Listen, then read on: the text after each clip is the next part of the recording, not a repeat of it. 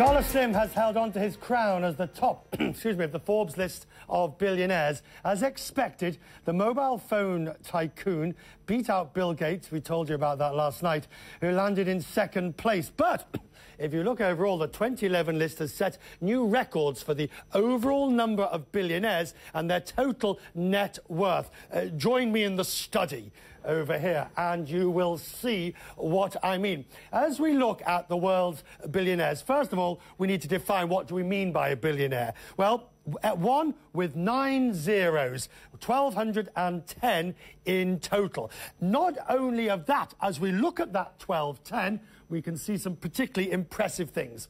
47 people dropped off the list, 10 dropped off the earth, and 42 roared back up to top ranking. But where are these billionaires?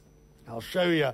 First of all, in the United States, there's over 400 of them, including the youngest, one of the founders of Facebook, who's just 26 years old. 26 and a billionaire. Don't you love him? Europe has 300, including the oldest on the list, who is from Switzerland, Walter Hafner, who is over 100 years old. But it's really over in Asia. Asia Pacific, which has 332, and most important, this is the number, 80% growth that is in China. Not surprisingly, the list is particularly impressive as the shift has taken place from the west across to the east. So all billionaires are not equal, because it's not just enough to have 1 billion. For example, Carlos Slim, massive at 74 billion. So he is clearly the number one. But relative size over here, Alfred Mann. Alfred Mann has just $1 billion. When you put that together, you start to see how the billionaires, even within themselves, stack up amongst each other. Now, that's the way the billionaires look. And as I say, I'm not one of them. But I spoke to Steve Forbes himself, and I asked him what we learn from things like the billionaires list. Well, what it tells us is that part of the global economy is moving ahead, either because of the growth we've seen in China and India in the past and in the present. Also, the commodities boom is reflected in these numbers as well.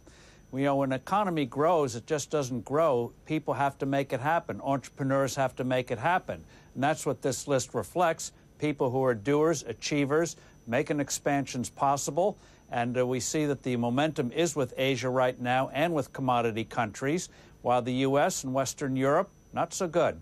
And if we look, of course, we see in the top 20 names, with one exception, everybody else saw their wealth increase. At a time of austerity, doesn't that merely reinforce the view that the rich always get richer and the rest of us get the short end? No, what it tells you, one, is that the number of successful entrepreneurs is rising up, particularly in Asia. That's why they're moving ahead. It also tells us that the global economy is, in many parts of the world, getting back on its feet. That's good news. And so the rest of us who aren't moving ahead ought to be asking, what are the obstacles that are in the way? I can give you a whole litany here in North America and the United States, and I'm sure you can in the UK and elsewhere. We'll get to politics in 1 second. Just staying with the list. Whenever I read rich lists, part of me has this almost frustration and anxiety that one wants to be part of that uber rich or to have that sort of wealth. It's an understandable human reaction, perhaps. Well, these are people who have done some extraordinary things. This fellow Wilson from Canada, whoever thought that starting yoga places would stretch to making him a billionaire? Took something that's very common, yoga, and made it a successful business, just as Schultz did years ago with Starbucks. So it's that ability to innovate, see a need, whether it's in things like commodities, oil and gas and the like, retailing, high technology, pharmaceuticals. The new rich man in China, Li, did it in pharmaceuticals. Now it wasn't even near the list a year ago, now worth $5.7 billion.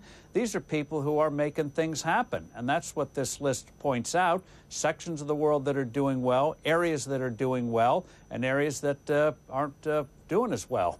Right, and if we look, for example, at the top two, and nothing's changed there.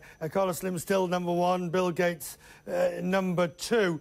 But the phenomenal, ferocious resources that those men have at their disposal, it's quite extraordinary.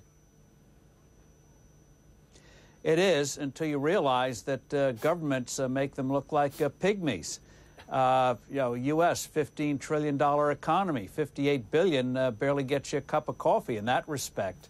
So what is remarkable about these people is that they are able to achieve great things, and their success means our success. Warren Buffett has saved a lot of companies, but put them back on the right track again, got them to expand. Larry Ellison, same thing in software and elsewhere. So these are people who enable us to enjoy a better life. They're not just sitting home eating bonbons and counting their gold bars.